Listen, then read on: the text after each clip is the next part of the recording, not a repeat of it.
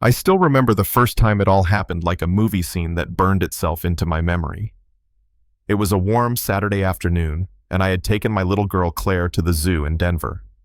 Claire was 8 years old, blind since the accident that took her mother away. She held onto my hand tighter than usual as we walked past the penguin exhibit, her head tilted, listening to the sounds of water splashing and kids laughing. That's when we both heard it, the sharp, cutting voice of a woman who thought the world belonged to her. This woman, draped in jewelry and wearing the smug look of someone who had never been told no in her life, was tearing into a young black nanny. The nanny stood there calm, holding the hand of a little blonde girl. And the woman snapped, "I don't pay a fortune for my granddaughter to share spaces with people like you. Don't you have your own places to go?" Her words echoed like poison through the crowd. Claire tugged at my sleeve. She whispered, "Daddy, why is that lady being mean to the pretty one? She sounds so sad." You see, ever since losing her sight, Claire had developed this uncanny ability to sense emotions. And she was right. The nanny's voice carried a quiet sadness, but also something else, something stronger. Before I could step in, the little blonde girl the nanny was caring for slipped from her hand and ran straight toward the penguin enclosure. The nanny sprinted after her, caught her just as she stumbled, and kept her from tumbling into danger. But in the process, the nanny fell, soaking her uniform, mud smeared across her arms and face. And the grandmother. Instead of gratitude, she snapped louder than before. "Look at this mess. You can't even care for a child without causing a scene. People like you should never be responsible for our children." That's when it happened. The nanny looked up, met my eyes, and smiled. Not the kind of smile you give to apologize or bow down. No, it was calm, defiant, as if she knew something none of us did, and she said, steady as ever, "You're right.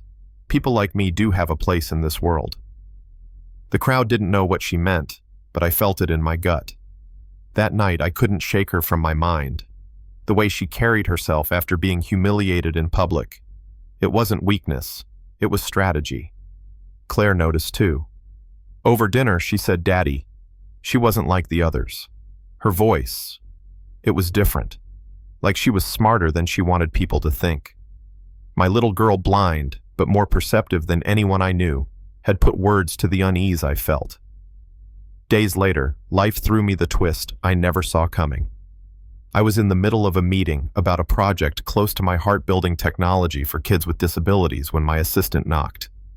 "Sir, there's a young woman here with a proposal. She mentioned your education project." I frowned. Hardly anyone knew about that. The door opened, and in walked the same nanny, but she wasn't in uniform. She wore a sharp blazer, carried a leather briefcase, and introduced herself with a professional handshake. "Mr. Walker," she said, her voice steady. "My name is Dr. Naomi Carter, PhD in special education from Stanford, and I believe we need to talk." I sat back, stunned. She wasn't a nanny. At least, not really. She was an undercover academic, a fighter with receipts. She laid out contracts, emails, recordings, evidence showing that the wealthy Ashford family she worked for had built their private school empire on discrimination, shutting doors in the faces of kids who didn't fit their mold. "They assumed I was limited," she said with a faint smile, "but what I found inside their walls was enough to burn their empire down." And just like that, we became partners. Over the next few weeks, Naomi and I collected more evidence, recordings of Mrs. Ashford mocking kids with disabilities, sneering about keeping standards pure.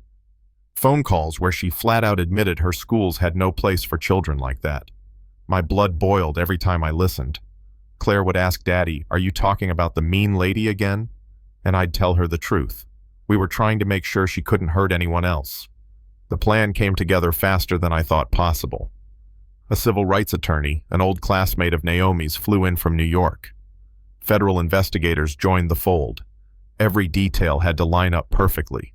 Naomi wasn't just exposing a family, she was exposing a system.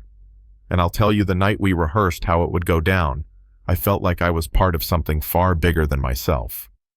Then came the day of reckoning.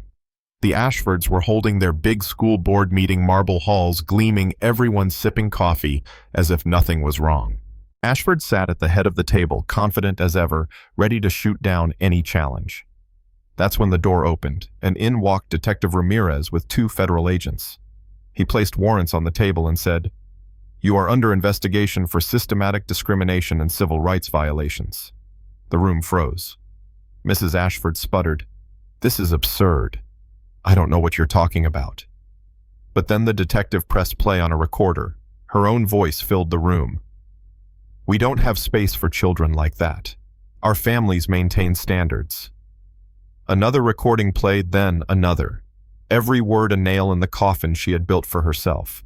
And then Naomi walked in, no longer the nanny, no longer in shadows.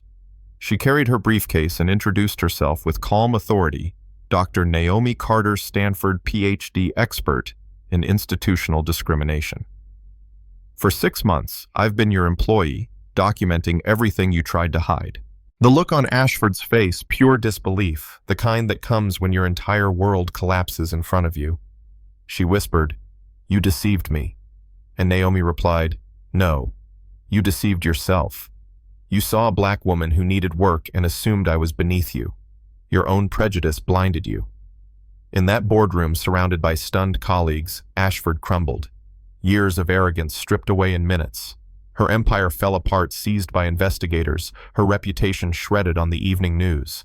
And me, I stood beside Naomi and realized we had just lit the match that would spark something bigger than revenge. Months later, the fallout was everywhere. The Ashfords lost everything: school's wealth, status. Mrs. Ashford went to prison, her name a curse even among her old friends. But out of the ashes, something new grew.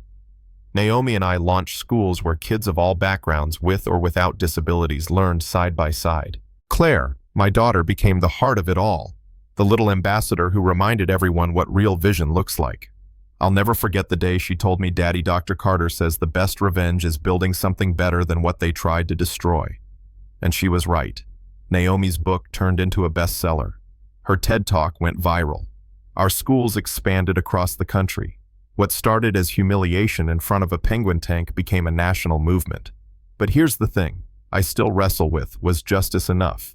Ashford went to prison, sure, but can a sentence really undo decades of harm done to countless families? Can tearing down one empire fix a system built on prejudice? That's where I leave it to you. Do you believe true justice is possible, or is building something better the only way forward?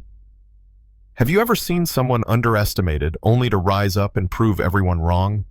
Drop your thoughts in the comments. I want to hear your stories, your anger, your hope. And if this story moved you, hit subscribe. Because sometimes the world doesn't change on its own. Sometimes it takes ordinary people with extraordinary courage to remind us all what place we truly belong in.